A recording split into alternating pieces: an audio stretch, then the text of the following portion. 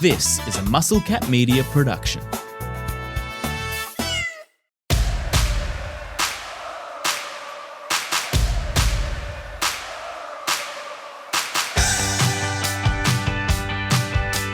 Rolsey away means Eric and Spoon get to play. It'll be a simple one today, but last time we said it's simple one, it was 45 minutes. But this one will be even simpler, I promise. Eric, Spoon, what's going on? Happy weekend. I'm back from Little League after watching 11 and 12-year-olds and 9-year-olds even play baseball all week, and you are riding the emotions still of the Arizona Diamondbacks.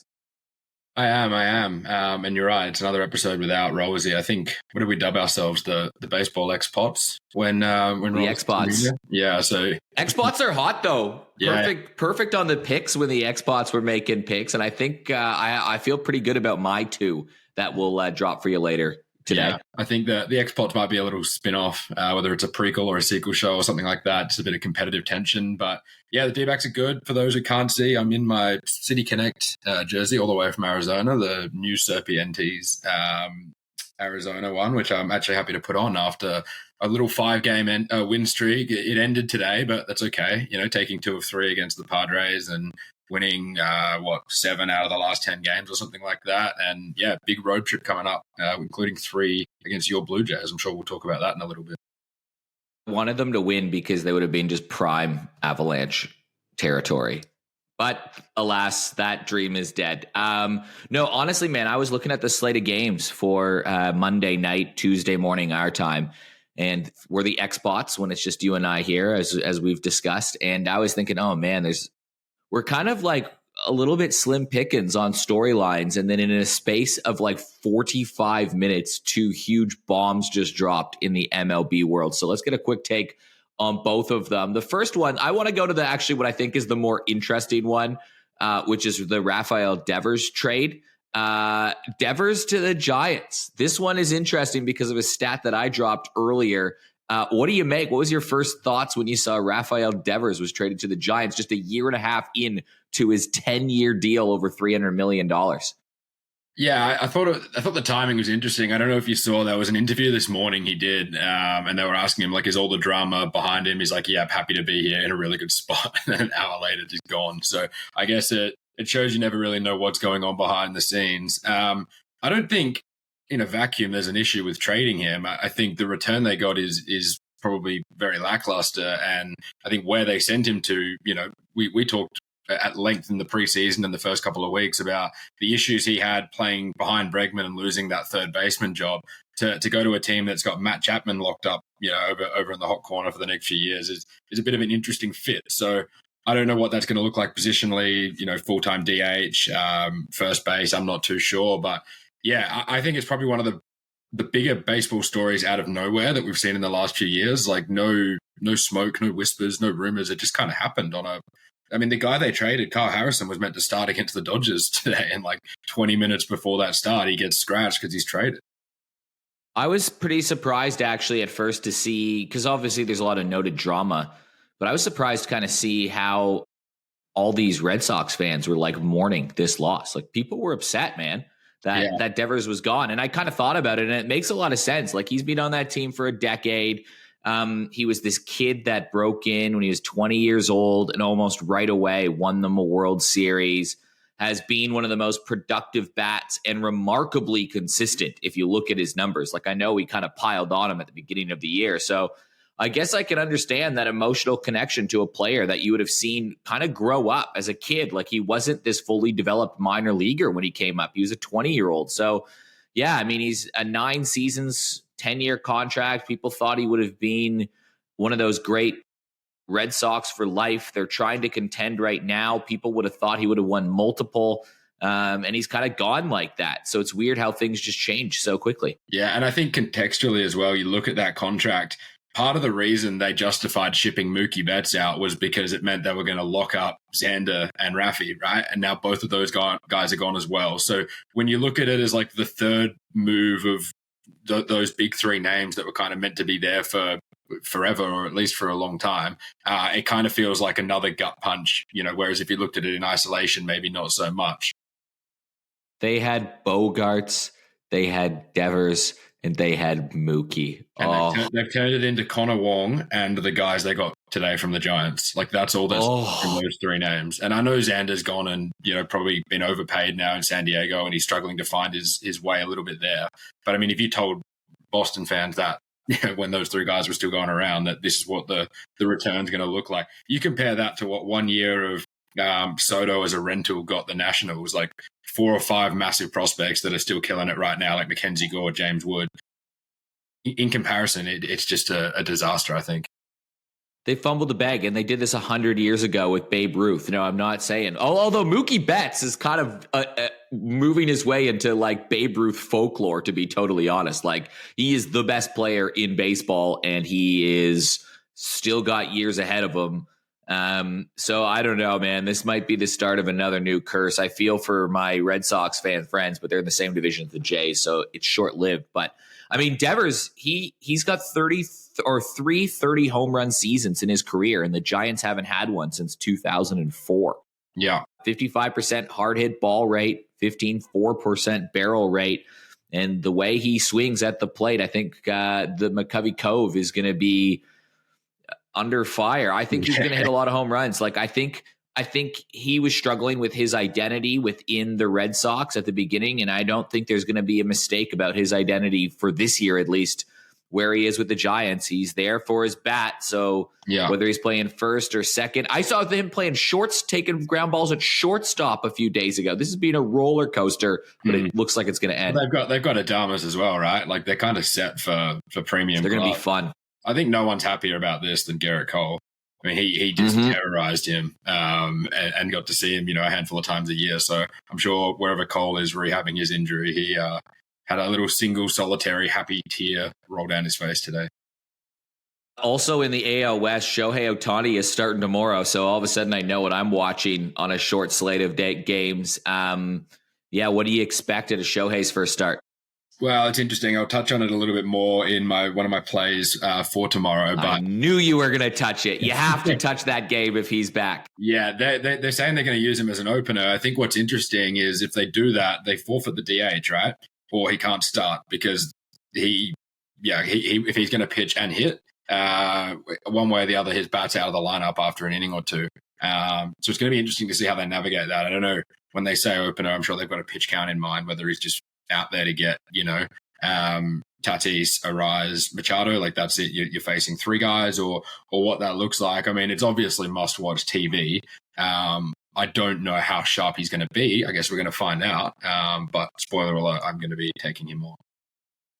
I'm so surprised that he's going to be a starter. I thought he would have come in as a reliever. I know he's playing in the game, but I would have thought he would come out of the bullpen for whatever reason that was stuck in my mind. Yeah. Well, I think that they've got just such a lack of starting pitching right now, right? So whereas they're getting guys who can kind of pick up in those later innings, it's the front half of games that they've been struggling with. I don't know if you saw last week, they left some guy out there to die through like 100 and something pitches in relief, gave up 10 runs just for them to have a position player pitching in the 6th inning anyway. So it's obviously a way to kind of address some of the issues that they've had. I don't know whether it's necessarily the best for Shohei as much as it is the best for the Dodgers. But yeah, you've got to trust the organization knows what they're doing there, I guess. So before we get to good, bad, ugly, Jays D-backs this week kicks off Wednesday morning our time, Tuesday night in the States. It's in Toronto, which is a bit of an advantage. The Jays have just lost 3 in a row. The D-backs were almost on a 6-game winning streak, but the Jays before that were red hot, but they looked just in all sorts in Philadelphia. I think Bowden Francis is can we call him time of death yet? Yeah, it's one of those ones. He survived so long with the peripheral and the expected numbers looking so different to the actual numbers. I thought that some regression was coming. No, never expected it to be this bad. But in today's baseball, when you don't generate whiff rate, you just can't hide anymore. These guys who used to be good at just making weak contact are getting found out. Like Aaron Savali getting traded, similar story. Pitching to contact these days is just not really a viable option, I don't think, as a starting pitcher.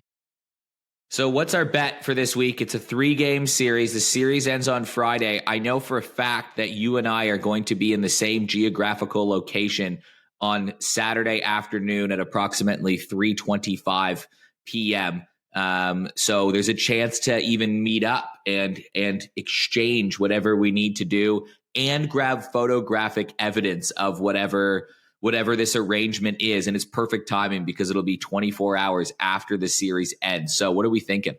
Well, there's a very good chance I'm leapfrogging from one disappointment to another in sort of typical Spoon sporting fashion. But yeah, I like this. We can wager a couple of beers on the series. I think it probably is going to end up being like quite even odds. I'm expecting the D-backs to be favourites probably in 2 of the 3 games, but they're the road team. So, it's probably, as a series bet, it probably is around even money. So yeah, let's do it. A couple of Adelaide Oval beers, which is, you usually need a mortgage to get with the sort of price hikes there recently. So I reckon we do something like that. I like it. Adelaide Oval beers. And you know what? If the D-backs win, I'll cheer for the Power on the weekend. I'll wear a scarf. Yeah, if the D-backs win, I'll wear the scarf, and if they lose, I'll go for the Sydney Swans. It's no. I don't have any emotional investment in either team, but at least it'll direct me. Plus the beers. That sounds like a good one. But I'm not sure about the Jays right now. I mean, ask me 5 days ago, I'd tell you they're winning the World Series, and no, but they definitely need to see where Scherzer's at when they get back. I know the Jays will add another pitcher for sure at the deadline. They always seem to do that anyways. You have Scherzer coming back. The question is how big of a swing do they need to make with starting pitcher and who's going to be available? Like the who is going to be available is an interesting question coming up to the trade deadline because we've had our first major trade and we're still 6 weeks away from the deadline. So it feels kind of earlier with the Devers stuff. So the candidates are kind of going to be curious because teams are kind of still in the mix right now. Yeah, I think, I spoke to Rolsey a couple of weeks ago. I think with where the Braves are at, they could get a genuinely massive haul for trading Chris Sale. He's got another year left beyond this year. He's pitching as good as he ever has. He's a lefty, a high strikeout guy. Like he's an ace, right? Like the return you get for a year and a bit for that. And with where the Braves are at right now, with some of the holes in their roster, they're still stuck with that profile deal. His suspension ends soon, but they've got him for 2 more years. Azuna's playing injured. If you can't be sure that the Braves are contending next year, why don't you just go and restock the farm with Chris Sale? I think there's going to be some teams in a similar spot there, like maybe the Twins with Lopez. But you're right. There's so many teams. I mean, we talked about the Cubs, right? The Cubs need a starting pitcher too. They lost Steele early in the start of the year, and they've kind of like tinkered with some rookies. I think we might see one of the best buyers or sellers markets effectively for starting pitching that we've seen since the expanded playoffs. Well, the rental market is interesting, right? Whether it be Gallen, if he might be available. They might be on a run and the Diamondbacks might be holding, but he would be a candidate that could be on the rental market.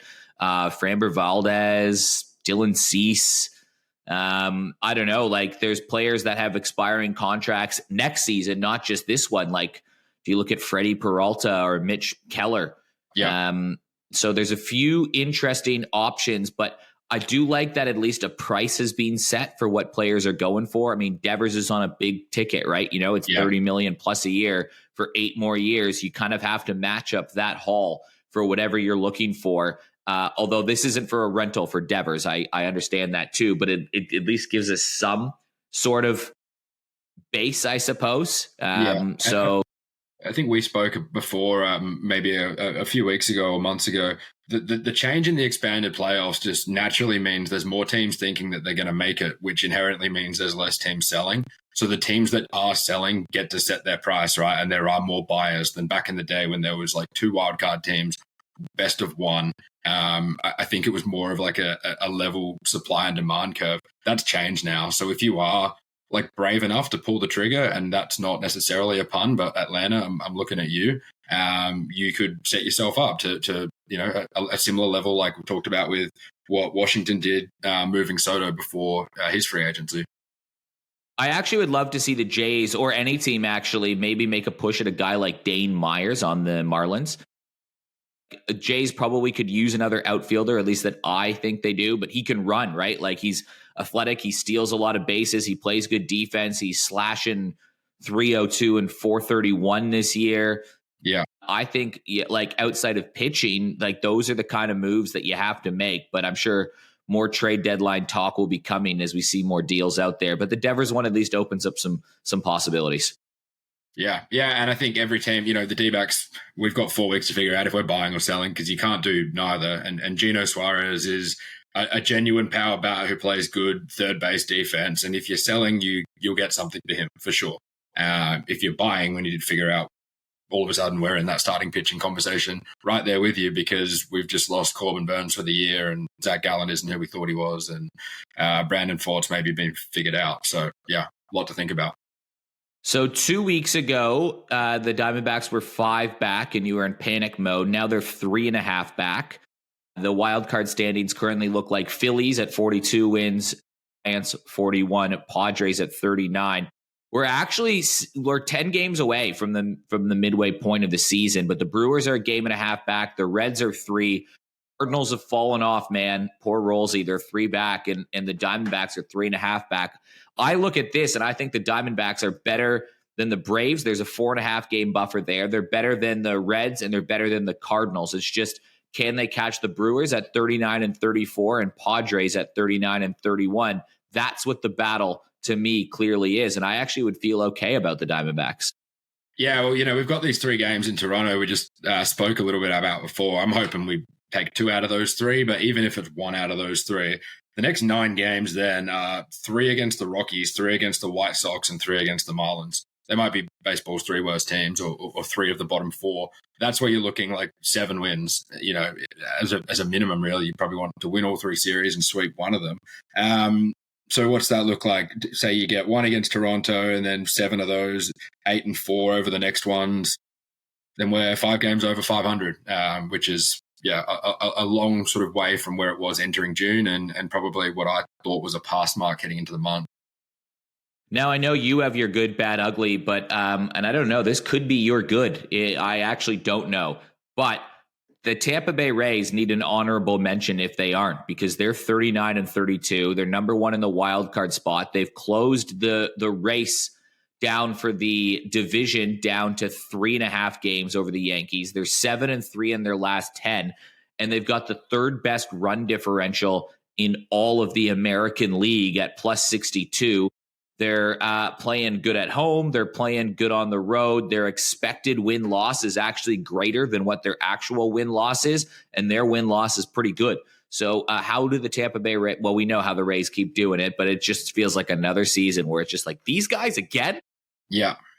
And with that move today from Boston, like I'm not sure they're, necessarily blowing it up, so to speak, but it doesn't exactly scream like we're trying to win the division this year or anything like that. So if you're kind of putting a pen through them, I think we've given Baltimore enough chances to turn it around now. That's not going to happen. The Blue Jays are the sort of question mark there. But yeah, Yankees Rays, over the years, there's been so many sort of great moments between those 2 teams. And you remember like Kevin Cash and sort of some of the history he's had throwing at guys in the Yankees, and it'd be a lot of fun if there's a few games left in that division heading into August. Dude, Tyler Heineman on the Jays, their backup catcher, has a better WAR than Adley Rutschman. I don't know how it's so badly. Like it, the pitching is the pitching. Whatever, they kind of missed on some guys like Morton that they thought might be able to help. But that lineup just deteriorating so quickly. All former top prospects too. Like I don't know. Have they sacked their hitting coach yet? If they haven't sacked their hitting coach, his days must be numbered or his hours must be numbered, because these were guys that were just like raking in college, raking in the minors, actually raked a little bit in the majors, and made a playoff series, got swept, and have just never mentally recovered. It's bizarre. All right, Spoon, let's jump into it. Good, bad, ugly. Let's hear what you got for us. All right. So a guy, I probably haven't shut up about all year, but probably haven't given him enough credit lately. I just want to talk about, again, my guy, Hunter Brown. He's had a career-high strikeouts in his start yesterday with 12. And I still firmly believe, Vegas probably doesn't quite agree with me as much, but I still firmly believe he's in the Cy Young race for the American League. If you compare his stats with Skubal, who's the defending champion, I think he's into $1.50 his favorite now. Skubal's pitched 4 more innings, so 86 to 91. Win-loss is 8-3 to 7-2, but I don't believe in pitching wins. And Hunter Brown has a lower ERA with 1.88 compared to Skubal's 1.99. Now, there's a little gap in strikeouts, 105 for Hunter Brown to 111 for Skubal, and a little gap in walks. I mean, dude, Tariq Skubal's walked 9 guys all year in 14 starts. That is crazy. 2.7% walk rate. So there's a few things that would have to change there probably, but I don't think Hunter Brown is his 10-1 shot that the sort of books are suggesting, given we are nearly halfway through the season now, and he's matching and in some statistical categories beating the guy who's the defending champion. And a little quick recap on the futures player had at the start of the year. If you took him for 200 strikeouts or 5-1, you're feeling pretty nice, given he's got 105 after 14 starts. So well and truly on track in that department. My bad is a division I've picked on a little bit this year, and actually given them credit when they've been rolling too. But things in the AL Central have gotten a little bit ugly all of a sudden. The Twins, the Guardians, and the Royals are all 2-8 in their last 10 games. In that time span, the Tigers have gone 5-5, and by doing that and just playing 500 ball, they've picked up 3 more games on all the teams chasing them in the division. The Twins in second place are now 9 games behind, and I think we can get pretty close to calling that division. When you look around at some of the others, the biggest gap in another division is the 5.5 games back that the Brewers are behind the Cubs, and that feels, like it might almost be over as well. So if we're ready to crown a division champion, I think it's the Tigers, and I think as good as they've been, it's also a massive part of the other teams just regressing. So yeah, AL Central are on bad watch, and if I'm going to, sort of toot my own horn a little bit on a preseason prediction with Hunter Brown, I should also be accountable. It's an integrity pod after all, and highlight how awful the Washington Nationals have been lately. They are a 9-game losing streak, so 1-9 in their last 10. They've fallen to 11 games below 500. And apparently Davey Martinez called an emergency meeting yesterday, and all of the players left feeling confused, angry, and hurt. So is that good? That would be what we'd call ugly in this segment. Look, I know there's a lot of love for Davey Martinez and what he did that 2019 World Series, and at times you can just coast off those for a long time, right? Like I think some managers, like Brian Snick is another example. There's some managers out there right now who are just coasting off like a legendary run where all the pieces fell together at once. I think we see the end of Davey Martinez within the next 2 to 3 weeks in Washington, and I'm hoping that's enough to spark enough of a resurgence that we can get to that 72 win mark spot. Because what did you say? There's 10 games left to the halfway spot. They're at 30 wins right now, so they need to go 6-4 in their next 10 to be right on halfway. I felt a lot better about things when they were 30 and 32 than I do at 30 and 41. Washington Nationals, you're ugly. Typically, this segment can put a rocket up a team or a player. I'm hoping that's what happens here. I like it. I did not realize that the Tigers have gained 3 games despite playing 500 ball. That Crazy. Is the staggering stat for me. Yeah, and we talked about like 4 teams maybe being in that playoff picture, all going for those AL wildcard spots. Like you said, the Rays have come out of nowhere. The Rangers are still in that hunt in the West, and you've probably got the Blue Jays as well if they do add the help they need and get some of these guys back from injury. And all of a sudden, we're talking about 1 team from the Central, not 4. It's crazy. All right, let's get to some picks for the week. I don't know. Do you want to exchange them, or do you want to go 2, I go 2, or I go 2, you go 2? How do you want to play it this week, Spoon? Let's go. Let's bounce off each other, and maybe I'll start with mine just because I kind of spoiled it before anyway. So we'll just get that one out of the way, given there's no surprises.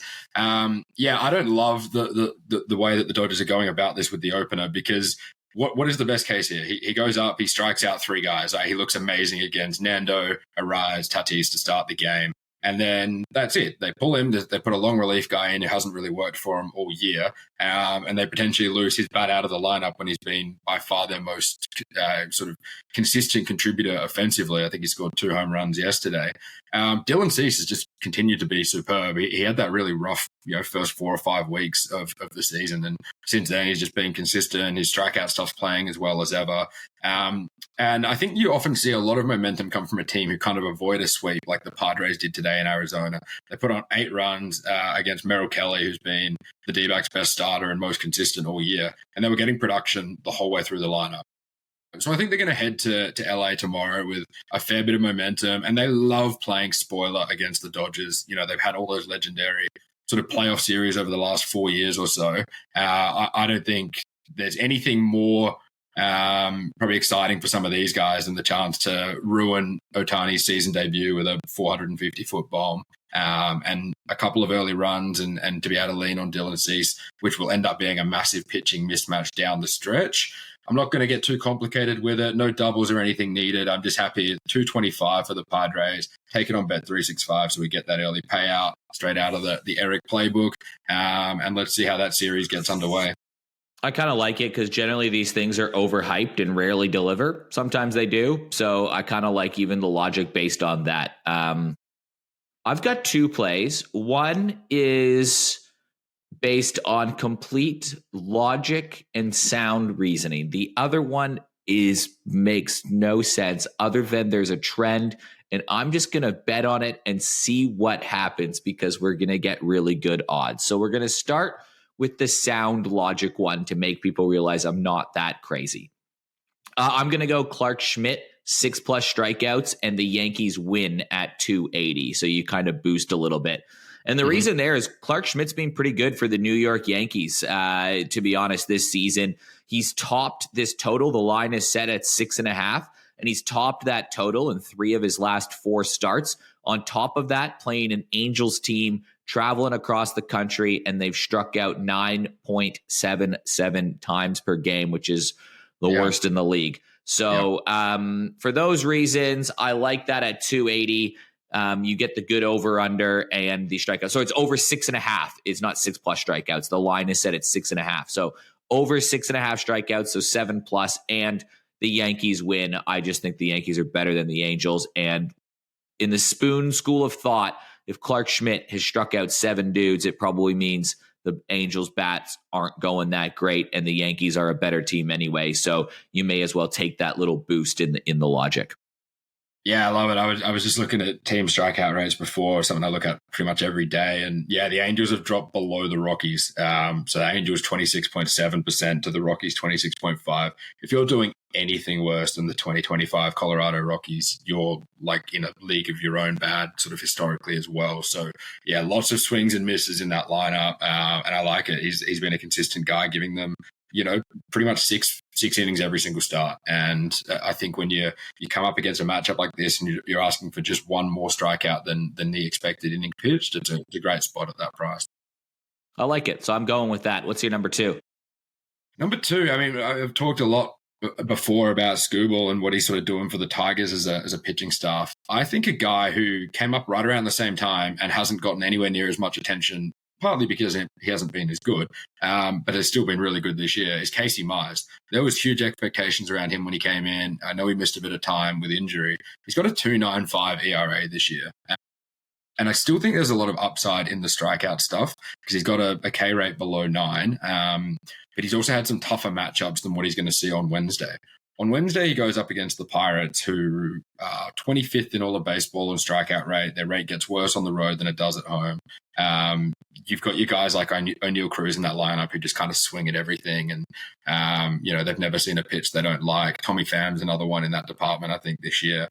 I think you're going to be able to get maybe 4.5, but probably 5.5 as Casey Mize's line. And if you're getting 5.5 and it's sort of 210, 220, I'm really keen to play that way because, again, I think you can go 5 or 6 innings, pick up 1 per. He's been great at home. And this is a Tigers team that is just sort of treading water like we talked about, and that's more than enough to be running away with this division. So let's see if Mize can kind of keep up the season he's having, and he was always meant to be that 1-2 punch with Skubal, and it is happening so far this year. So they're playing the Pirates, and I think it's important you say that's Wednesday morning Australia time, and Tuesday night, because it's weird looking at the Pirates right now because they actually were on a little bit of a winning streak. They won 4 in a row. They beat the Phillies. They scored 10 runs in a game. They scored 5 runs in a game, and then in their last series versus the Cubs, they lost 3-2. 1-2-1 and lost 2-1. They are pitching very well and with the best of them. So I kind of like that pick because I do think that it is, a potential that they get in a nice little pitcher's duel as well versus the Pirates. But believe it or not, my pick is also from this series. It's from the game after, and it's on Thursday morning, Wednesday night, and it is completely illogical. Are you ready for it? I'm so ready. Okay, first off, let me preface this by saying we are being robbed by these teams. Robbed. It's the Pirates and the Tigers. And what do you want to watch? I want to watch Paul Skeens against Tariq Skubal. We're going to get them by a day off, and there's a rest day in between there too. Like if they wanted, they could have lined us up for this pitching battle. Instead, Skubal's going to go on Wednesday and Skeens is going to go on Thursday. But here is my illogical pick that I'm going to put a unit on and just cheer against Skubal. I'm just going to go Pirates on the nose. Thursday morning our time, Wednesday night American time, for the only reason. Are you ready? The Pittsburgh Pirates are 19-43 on days that are called Thursday, Friday, Saturday, Sunday, Monday, and Tuesday. They are 10-1 on Wednesdays. Make that make sense. It is the most ridiculous stat that doesn't have any indication at all. But now we're 12 weeks into the season and they're 10-1 on Wednesdays? Like they're 19-43 on every other day of the week. And somehow they're good on Wednesdays, and it's going to get put to the test this Wednesday versus the Detroit Tigers. Now, you're going to have no business putting any sort of money on the Tigers to win that game because they're going to be so short odds. But if there was a Wednesday that existed on the face of the earth where Tariq Skubal was pitching, it's going against a team that is dominant on Wednesdays. So for that reason, and this one, take with a grain of salt, because if you bet $100, you might be losing $100. But I'm going to put a unit on the Pirates to keep that streak alive and improve to 11-1 versus Skubal, and then lose the next day when Skeens inevitably goes 8 innings, allows 1 earned run, and strikes out 15. I love it. And I think you will get $3.20 or something like that. Yeah. I think it could be like low mid threes, given it's Skubal and it's the Pirates. Like, so, you know, the funny thing about baseball is every day you look at the slate and there's these teams at 3 and 350. Like the worst team in baseball, typically, ignore the Rockies this year. Like they always say, you know, you win 60 games, you lose 60, and it's what you do with the other 42. Like the worst team wins 60-ish times a year. And that, like the Pirates will be in that conversation again. So when you're getting 350, and you know they're obviously unbelievable on hump day as well for whatever reason, as you just said, I think it's a fun way to kind of look where others aren't looking. I do love that expression. I think the exact quote is, you win 54, you lose 54. It's what you do with the other 54 that matters. Well, the Colorado Rockies have lost 57, and it is June 15th. Yeah, so they're kind of already eating into that little buffer, aren't they? Yeah, they're already 0-3 in their other 54. Yeah. They'll go 0-54 in those other 54, for sure. And they might even eat into some of those 54 they're meant to win. Yeah, correct. No, so yeah, I'm going to go with that. And that's another good play. Like, it really depends what your units are. Like, if you're a big swinger, I probably wouldn't say put a unit on that for that. But, you know, if you're a small bettor and your units are, let's call it $20, drop a 20 on it. And if you're a bit bigger, drop a half unit on it, right? Like, that's a chance to end up making a unit on betting less than half a unit. So, I don't know. It's like the other one is completely based on, you know, Schmidt's strikeout rates lately, the matchup, the day, the time. There's some reason. That is just based off a stat that is actually meaningless. So I'm going to put that disclaimer down there that I'm going to go on both of those, though. Yeah. Well, let's hope we're picking up a few units, building that bankroll so that by the time we're talking for the weekend pickoff on Friday, we've got a few more bullets in the gun. I want to look this up for the weekend pickup Friday, too. If you were to bet just a unit on a team to win every single game, which teams would make you the most money and which teams would lose you the most money this year?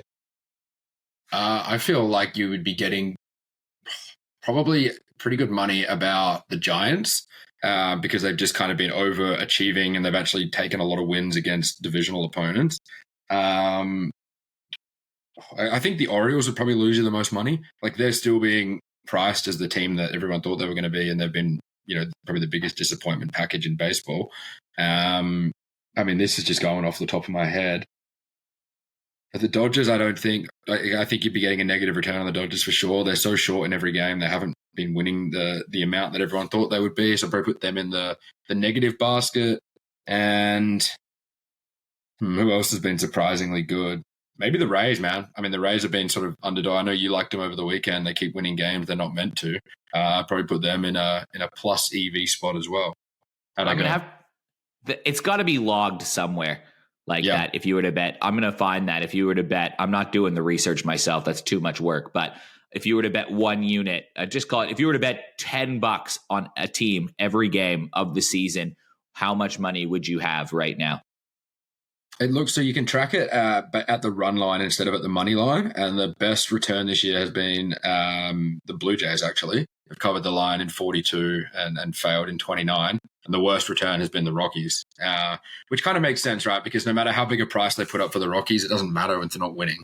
You know, like you can get $4 about the Rockies every day, but they're still not winning one in every 4 games. So it's still a negative kind of EV bet, but they can't go any higher because I've never seen a baseball team sort of be $4.50 or $5 in a single game. It just doesn't happen. It's not like football. It's not like basketball, where you get these massive lines. Well, there's some research for us. Anyways, I'll see you at a social event with 50,000 other people on Saturday, and hopefully be getting a few free adult beverages from you. Well, bring your port scarf just in case. I'll bring them both. Done. I bet I can't lose, right? Yeah. Easy. All right, Spoon. We'll catch you later. Have a good week, everybody.